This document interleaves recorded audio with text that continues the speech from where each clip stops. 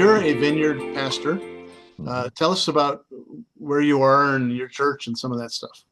So I pastor Lakewood Vineyard in Lakewood, Colorado, and we are turning 10 years old this September. Hmm. Started that church, September of 2015. And we were a plant out of Mile High Vineyard in Arvada with Jay Pathick. And so I was introduced to Mile High Vineyard and Jay by close friends of mine.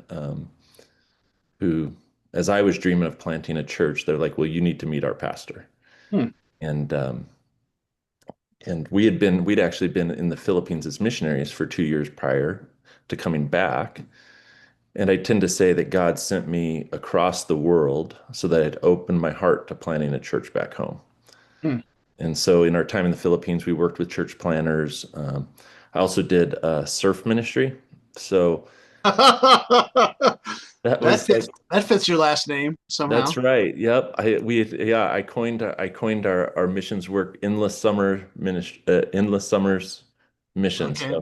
So yeah, the missionary that asked us to come, he set the hook by going, there's all these surfers that don't know Jesus. Somebody needs to come and surf with them and tell them about Jesus. And I Yeah. said, If I have to, I will. Yes.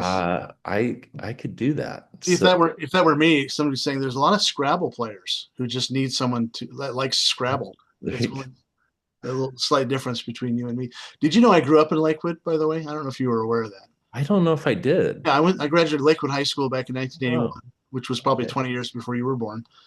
Um, Well, nope, 3 years after. That's how old I am. okay, my dad worked for the government, U.S. Geological Survey at the Federal Center Yep. off of Kipling and Alameda, and I grew Yep. up just south of there on a street called Quail and Center, which Okay. is quite a bit north of where you at. You guys are down by Hampton and Wadsworth, or Hampton Wads, yeah, but I live off Kipling and Morrison, so oh, that's that whole stretch is very familiar to me. yeah, me too. That's the old stomping grounds. It hasn't changed that much, I don't think, since the 70s when I was a kid growing up there. When you were born in the 70s. Um, so now, so did you just do surfing stuff in Philippines, or was that just one of many things you did? That was, I mean, that was just one of a few things. We would travel around and work with um, church planters that were being trained. So there was a seminary, a little seminary Bible training center in the town where we lived, Hmm. a town called Tacloban. Um, Is Luzon the main island, or am I um, confused? Luzon is it's the main big island of the Philippines, and we were down in the stretch of islands of a bunch of scattered islands called the Visayas, which is the middle of the Philippines. And Okay. we were on the most eastern part. So Leyte and Samar are two islands that have the smallest strait in the world separating them. Okay. There's a Wasn't bridge Leyte that connects was those two. Leyte the site of a World War II battle? That sounds It familiar. was actually the Leyte landing is where MacArthur, when he returned to the Philippines. So we were right down the road from a big memorial. There was a big bronze statue of MacArthur, Was that and his "I will return" thing, or that's the I will return. Yep, okay? yep. So So, used a lot of play on those things for some of the yeah, work we did. Jesus said something like that too, but That's right. That's right. he Yep. wasn't quite as well. He was maybe more controversial than MacArthur was. That's right. Um, were you doing that with a particular denomination, or We were with the Assemblies of God. okay? So I had grown up Assemblies of God. Had come back and been on staff at my home church where my dad was a pastor. It was all the things I said I would never do. It Yeah. was I Not only woke did up, you leave, go across the world to church plant, you came back to kind of where your roots are. It sounds like. yeah, come back to my own hometown, and somehow that's worked out pretty good for the most part. But Is your dad still pastoring in Littleton? he's retired. He actually, a couple years into me coming back after I got married at the end of college, we moved out.